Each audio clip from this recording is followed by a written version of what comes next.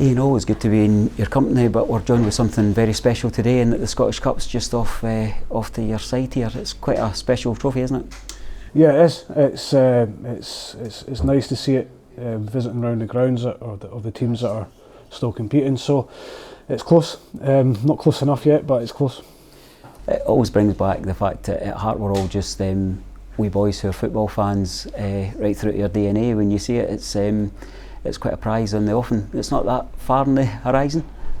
Hopefully, it's you're right. You know, we all remember watching fantastic Scottish Cup growing up, and memories of wherever it may be, sitting in your house or your grandparents, your parents, whatever that were, being at games. Being a Hib supporter, I didn't get to see too many of them or see the Scottish Cup too close up, but it is a remarkable trophy. In the build-up to this particular tie on Sunday, I think everyone that I've spoke to and every message I get seems to say when the draw was made, it's a free hit, we've nothing to fear, we go there, we've got nothing to lose, and then I can have a wee wry smile and think, that's not what Ian Murray's thinking. What was your view when the draw was made, and how are you feeling about it a couple of days off kick-off? I think when the draw was made, I think the first thought was fantastic. You know, we've got a decent draw for numerous reasons. We know football-wise it's probably one of the hardest, if not the hardest, of all the teams being away at Ibrox or Parkhead. But we always try and take positives from these things. It's a fantastic opportunity for our players to go and play against really good opposition, to really go and test themselves and see what football at that level is all about, because we're all guilty at times of watching certain players and certain teams and not thinking they're very good. So now we've got an opportunity to go and see if we're right or wrong. The game's been like a kind of beacon in the horizon, and I noticed about the training that I've seen, it's got the same energy, enthusiasm. Has there been a special buzz round about the place this week? Yeah, I think our first thing, we had to pick the boys up after last weekend. We couldn't take our eye off the ball in that. We have to acknowledge that we didn't play very well, and then get them ready for a different proposition. But yeah, I've said it, for 95% of this season, the boys have been fantastic in terms of their application, their hunger and desire towards Raith, or playing for Raith Rovers. This week was no different. Yes, we have the added spice of the trip to Ibrox, but in general terms, the guys have shown a real commitment all season. What's the squad looking like? Any injury updates that you'd want to share? We're not too bad. Kieran Ngwenya's obviously missing because he's away on international duty. Scott McGill-William, Akio are cup tied. Ethan Ross has had a full week's training, so he'll come into the picture, which is really good news. We've not seen Ethan for a long time. Scott Brown and Isma trained this morning. Very, very light for Scott, so that's probably going to have to be a decision tomorrow. I'm more hopeful on Isma, to be honest, than with Scott. So, you know, we lose a couple for different reasons, but we gain boys back from injury, which is really good. And if these guys do miss out, if Isma and Scott miss out, then I'm pretty certain they'll be ready for Cove.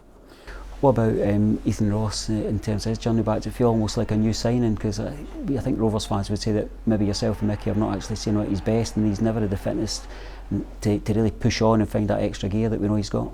Yeah, I'm delighted to get Ethan back. I was really enjoying working with him. He's had this, or the injury he had was ongoing for quite some time, probably since the summer.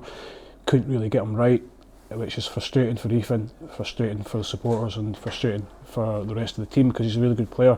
I think when these sort of players like Ethan, with that high energy, that high explosive pace, do get injuries like that, unfortunately, and works incredibly hard. But I love his attitude. Even today in the park, you know, he was, you know, barking away at people, demanding more of them, which was great to see, because he's still a fairly young player, but he has got big potential for us, and so we needed to get him right, which I think we have, and we need to get him game time, and we need to get the best from him.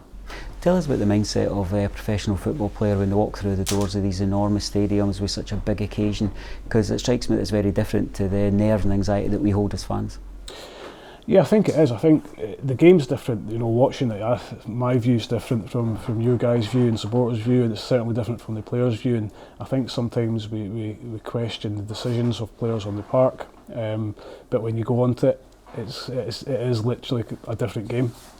So you go into the occasion. First and foremost, we have to handle the occasion, and then we have to handle the football game. We can't be overawed by it, and we can't be daunted by it, so we need to try and find a fine balance. We know it's going to be an extremely difficult game. We know there's going to be times where we might not have the ball for periods of that, and we know there'll be time where we might panic a little bit, so we need to try and, as I say, balance all that out. try and make sure the supporters have an enjoyable afternoon, and we can only really do that by playing well. Unlike yourself, who's actually played there in a professional capacity, I kind of stood in the pitch at Ibrox doing interviews and just looked at the size of it. It's a vast surface. The stands are enormous round about you. Do you try and get there early in terms of preparation? Is there a bit about getting the guys just orientated to the environment? Yeah, I think we generally get to grounds fairly early anyway, just in case there's any issues, so we can sort them. A lot of our guys or a few of our guys have played at these places already. And again, it's probably something that supporters might not believe or think. The stands and stuff do make a difference. Disorientation on the park when the ball is in the air, the floodlights are different. Just little small things like that. So we have to adapt to that really, really quickly. The pitch is big. We know that's not a massive concern for us because we quite like a big pitch ourselves. But we'll need to make sure that we get tight to players. We need to make sure that we're well organised. We need to make sure we make good decisions. In terms of the boys that have already played there, maybe Jamie McDonald's a guy who's played most there, but we've got a whole host of lads in amongst there, and I mean, Dylan was telling us after the game last week of his experience of playing at Ibrox. Do they carry a wee bit extra responsibility in terms of looking after those who it's first time? Yeah, I think so. I think we all burden the responsibility anyway. Most weeks we have to help each other. We have to be good teammates and good coaching staff and support staff to help the guys who are playing on the pitch. We need to be ready, and if we're called upon off the bench, and we need to have the same standards that we've set, as I say, for the majority of this season going into this game, and we'll need them more than ever on Sunday afternoon against Rangers, that's for sure. But we have got good experience with players that have played not just at Ibrox but other places, Parkhead, Tynecastle, Easter Road. And Jamie's played at Hampden, a couple of times on big occasions as well, so he knows what it's all about. He'll brings calmness to us anyway. But we do, in these type of games, you look for one or two guys just to go and lead the team. You'll have a captain and that's fine, but we need more than that. We need 4 or 5 boys to really pull others through it if they need that help. How do you prepare personally as the architect of our game plan? It's difficult because we do our homework first and foremost, Davey, as we do against any other team, and we make sure we've got all our stuff done.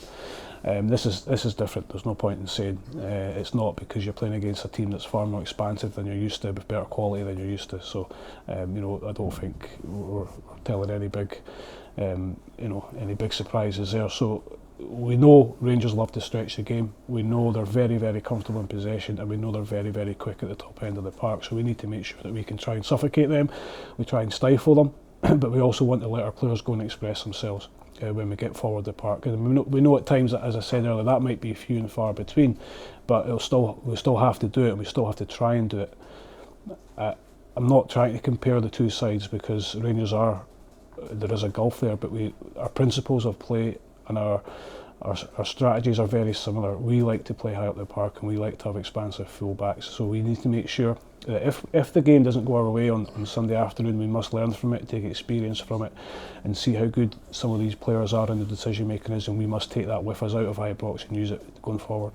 Do you consult with others in the game as you look for this kind of moment of opportunity that every team does going to Ibrox, and many have failed before us? Yeah. I mean, I've got a call this afternoon with someone, see how they were doing it and what they think and stuff like that. You always have to trust your naked eye as well. But I think if you're, certainly my opinion is, if you're maybe too, I don't know what the word is, I wouldn't say naive, but if you think you're too good and you don't want other people's opinions because it might differ from yours, and you might take something from it, and a wee light bulb might just go off in your head, then you'd be a fool not to use it. So I think opinions in football are good. Doesn't mean you're going to go and win the game, but it's certainly the more information you gather, the bigger chance you have. What's your words of advice for the travelling support? There's going to be periods of adversity, and it strikes me that they've got an opportunity to really get the best out of the boys. Yeah, I've said it all season. The support have been fantastic to us. They really have. They've helped us over the line in a few games, especially here at Starks. The travelling support up in Dundee for that semi-final was excellent. Same at Gayfield for Arbroath. So they've put in the hard miles as much as our players and myself, and they deserve every bit of success that comes with that. We will need their full backing, as we always get. In return, we want to put on a decent performance for them. So when they leave Ibrox on Sunday afternoon, regardless of the scoreline, they're proud of their football club. They are effectively in essence the blood of the football club. They were here before I came, and they'll be here after I'm not here. So we have to go and try and repay them a little bit, and the only way we can do that is by putting on a good performance. How do you feel your own connection with the fans has grown? I'm struck. I mean, we were in this very room when you were first appointed, and we've spoken many times since then. And you've always told me I'll treat the fans with respect and honesty. Do you feel that connection's grown week on week? Yeah, it's football's opinions. Football fans aren't stupid, that's for sure. They can see through things. There's as I say, the backing that they've given myself and the players this season has been excellent. Hopefully they can see small progress at times within our structure. This was always going to be a difficult year for the club, coming off the back of last year in a kind of transitional period. We still have an opportunity to get into the playoffs. We're in that cup final in a few weeks, and we're in the quarterfinals of the Scottish Cup for the first time in 8 years. So I think when we look at the big picture of what's happened this season, the players have to take a lot of credit and should be really happy with themselves. We still have some way to go, but I see really good football club here that's got a huge potential. I think we're at the starting stage of where this club could go in the next 3 to 4 or 5 years. We keep going. The Scottish Cup in particular gives you instant feedback for risks taken and things that do or don't come off. What would you give for the opportunity with 15 minutes to go to roll the dice on Sunday? Well, if we can get to 50 minutes with that dice in hand, then we will roll it, because why not? We've got there, or we're getting to Ibrox by beating a Premier League team. I'm sure if Motherwell were going to Ibrox on Sunday, they'd go there with the mindset they could win the game. So we have to do the same. But look, if we get to that last 5-10 minutes, and we've got an opportunity to progress to the next round, it'd be a fantastic achievement for us. We have been to Ibrox in the relatively recent past and secured a Scottish win, so a cup win. So the impossible is possible. Absolutely. I mean, we're competitors at the end of the day. We're in football to win games, and we'll never lie down to anybody. Rangers will treat us with the utmost respect, as we will them. But we know things will need to go in our favour. We're not naive enough to think that we're going to rock up to Ibrox and pass them off the park or anything like that. We will need things to go in our favour. But we've got good players, capable players with good mentality, good aggression, good quality. And if things just go our way on Sunday afternoon, you never know. You'll know that everybody entering and leaving Ibrox of Raith Rovers persuasion will be sticking with the team pre and post match. So for each of them, I'll wish you good luck and ask you to take our best regards to the squad. Cheers, David.